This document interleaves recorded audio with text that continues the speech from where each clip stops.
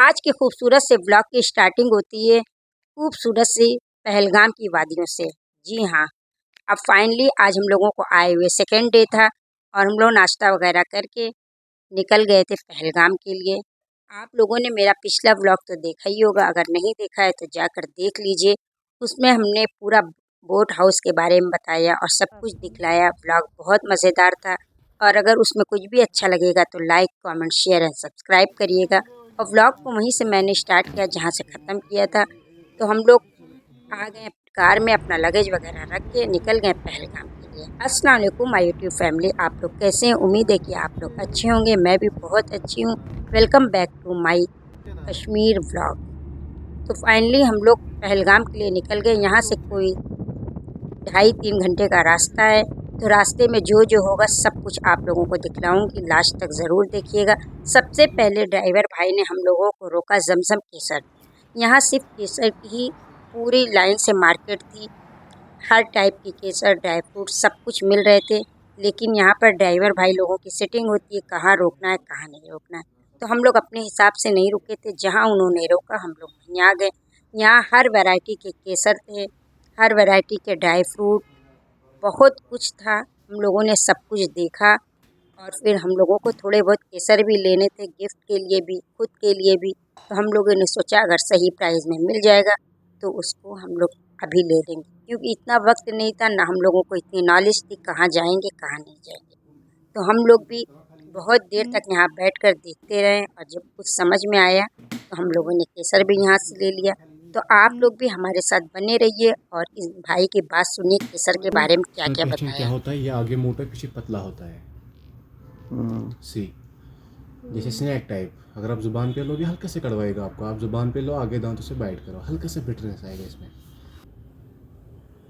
क्या होता है फिर मैं बताऊँ। केसर का फूल रहता है, इसका बीज जो ज़मीन के नीचे इस टाइम जैसे गालिब टाइप ये रहता है। केसर खाली 3 स्टिग्मा, 199 फ्लावर में से खाली 1 ग्राम निकलता है सैफरान, मतलब 200 फूलों में।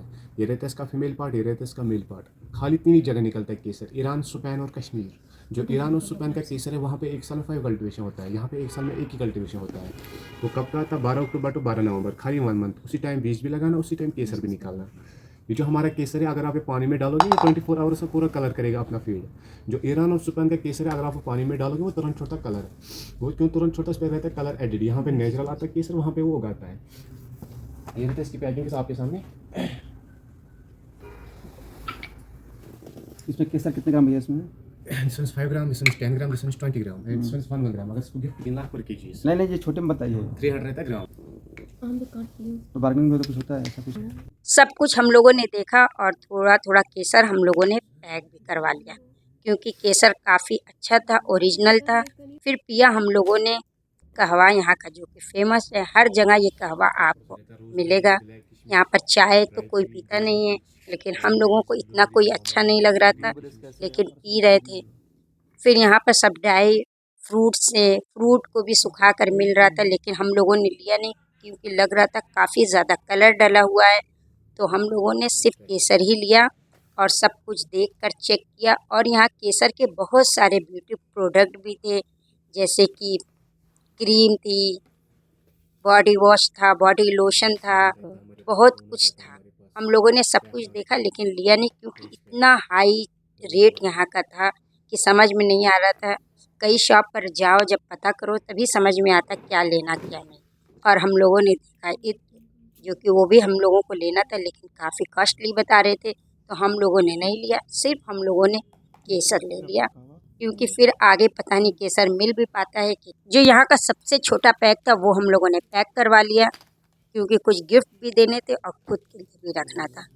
तो हम लोग लेकर आ गए। काफ़ी लंबा टाइम हम लोगों का यहाँ 1 घंटा लग गया था। फिर हम लोग रवाना हो गए अपने आगे के सफ़र के लिए। आगे बहुत कुछ अभी देखने वाला है, तो आप लोग लास्ट तक देखिएगा, स्किप बिल्कुल भी मत करिएगा, तभी तो आप लोगों को पता चलेगा कि हम लोगों ने क्या क्या किया। अभी तो सफ़र काफ़ी लंबा होने वाला था, तो पूरे रास्ते जो कुछ भी होगा भाई ने कहा सब कुछ मैं बताऊंगा। अब ठंड की वजह से, बर्फ़बारी की वजह से हर तरफ वाइट ही वाइट दिख रहा था, ग्रीनरी नहीं थी। फिर हम लोग छोटे छोटे रास्तों से गुजरते हुए आगे बढ़ रहे थे। ये लोकल मार्केट है यहाँ की, और यहाँ का सबसे अच्छा पहनावा हमने देखा फ़ैरन। जो कि मुझे बहुत पसंद है, इतना अच्छा लगता है। तो मैंने सोचा था अगर मुझे यहाँ पर अच्छे प्राइस में मिल जाएगा तो मैं ज़रूर लूँगी। फिर जब लूँगी तो मैं आप लोगों को भी ज़रूर दिखलाऊँगी। अब हम लोगों को जाना था एप्पल वैली में। अभी एप्पल का सीज़न तो नहीं था, फाइनली हम लोग पहुँच गए एप्पल वैली में। यहाँ सिर्फ हर तरफ एप्पल के ही बाग थे, बागान। और एप्पल का सीज़न नहीं था, ये सब ऐसे ही लगा के रखे थे कि टूरिस्ट वगैरह आते हैं तो वो लोग यहाँ रुक के एक्सप्लोर करें, देख लें, फिर एप्पल के सीज़न में जब आना होगा तो फिर आएँ। और मुझे कश्मीर इसी के लिए आना था क्योंकि एप्पल मेरा फेवरेट फ्रूट है और मुझे इसको देखना था, अपने हाथों से तोड़ना था। लेकिन खैर कोई बात नहीं, तब भी इन लोगों ने स्टोर किया हुआ एप्पल दिया जो कि काफ़ी मीठा और अच्छा था। एप्पल की बहुत सारी वैरायटी यहाँ पर थी और यहाँ पर फ्रेश एप्पल जूस हम लोगों ने पिया और एप्पल का मुरब्बा, अचार सब कुछ मिल रहा था। बहुत देर तक हम लोग यहाँ थे, घूमे टहले और बहुत अच्छा लगा। और मुझे तो इतना शौक़ है एप्पल का बागान देखने का, लेकिन पता नहीं कब ये मेरा पूरा होगा ड्रीम। खैर फिर हम लोगों ने यहाँ कुछ अचार मुरब्बा भी ख़रीदा जो कि एप्पल से ही बना था और मैंने सोचा था कि ये अचार मैं यहाँ से जाने के बाद बनाऊँगी। तो कभी भी मैं ये अचार बनाऊँगी तो आप लोगों से ज़रूर शेयर करूँगी। एप्पल का अचार आम के अचार की तरह ही बनता है, उसी तरह का टेस्ट था, लेकिन थोड़ा सा खट्टा मीठा था। तो हम लोगों ने ये सब खरीद लिया थोड़ा थोड़ा। लोटस है। ये बुल्ला लेक में होता है। Wular lake is considered Asia's largest and cleanest lake located in Bandipora, Srinagar. आवा सर 5 किलो गैस देखा तो आप लोटस सिस्टम का कूरमा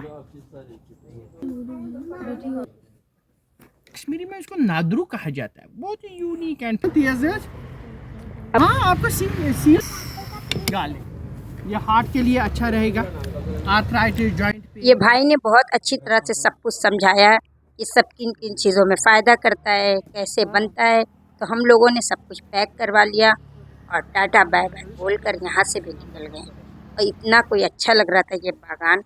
और फिर हम लोग आगे बढ़ते गए तो बहुत सारे बागान मिले, जिसमें मिला अखरोट का, लेकिन अभी अखरोट वगैरह कुछ भी नहीं थे। यहाँ तक कि कहीं पत्तियाँ भी नहीं थी, हर तरफ बर्फ़ की वजह से सूखा ही सूखा था क्योंकि यहाँ पर अभी ठंड थी काफ़ी ज़्यादा। तो इंशाल्लाह जब कभी इस सीज़न में आऊँगी तो आप लोगों को ये सब भी दिखलाऊँगी। हम लोगों को अरशद भाई बहुत कुछ बताते हुए जा रहे थे कि यहाँ बैट के ट्री को हम लोगों को दिखलाया, तो आगे मैं आप लोगों को दिखलाऊँगी कि बैट कैसे बनता है, कैसा ट्री देखने में होता है।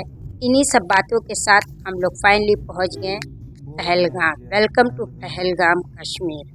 पहलगाम हम लोग कोई 3 घंटा लग गया था पहुँचने में। सबसे पहले हम लोग लगेज वगैरह कार में ही था, हम लोग आ गए उस जगह पर जहाँ से हम लोगों को जाना था बैसारन वैली देखने। उसी के लिए हम लोग सबसे पहले यहाँ आए थे और फिर यहाँ पर बोर्ड पे हम लोगों ने सब चीज़ का रेट देखा। यहाँ पर रेट इतना कोई ज़्यादा बता रहे थे और सबसे ज़्यादा प्रॉब्लम आ रही थी यहाँ लैंग्वेज की। इन लोगों की लैंग्वेज अलग थी तो हम लोगों को समझने में बहुत प्रॉब्लम आ रही थी और इतना ज़्यादा हाई रेट बता रहे थे। और हम लोगों को जाना था घोड़ों से, तो पहले तो इतनी ज़्यादा डर लगी कैसे जाएंगे। हम लोगों ने पूछा कुछ और नहीं है, तो बोले नहीं जाना है तो इसी से जाना पड़ेगा। और सब लोग जा भी रहे थे, बच्चे भी बड़े भी। तो जैसे तैसे हम लोगों का भी फाइनल हुआ और हम लोग शूज़ वगैरह पहन कर रेडी हो गए। जैसे तैसे मुसीबतों से घोड़े के ऊपर बैठे और सबसे पहले फ़ोटो बनवाए और अल्लाह पाक का नाम लेकर बिस्मिल्लाह करके आगे बढ़ी सवारी। इतना कोई डर लग रहा था, इतना खतरनाक रास्ता था और अभी हम लोगों को पता नहीं था कि आगे क्या क्या होने वाला है, कितना ख़राब आगे रास्ता है, क्या होगा, कहाँ तक जाना है और वहाँ पहुंचकर क्या मिलेगा देखने के लिए। फिर जैसे तैसे करके हम लोग डरते डरते आगे की तरफ बढ़े, लेकिन कुछ लोग बहुत एंजॉय कर रहे थे और बार बार वो भाई लोग बोल रहे थे आप लोग भी एंजॉय करिए। मेरा नाम मोहम्मद अशरफ हाँ जी। और रास्ते में थोड़ी थोड़ी दूर पे कई पॉइंट देखने के लिए मिला और बहुत कुछ इन लोगों ने बताया। बहुत कुछ मैंने रिकॉर्ड इन लोगों की आवाज़ को नहीं किया क्योंकि पता नहीं क्या सही है क्या गलत है। खैर से हम लोग इतने ख़तरनाक सफ़र पर बढ़ते चले गए।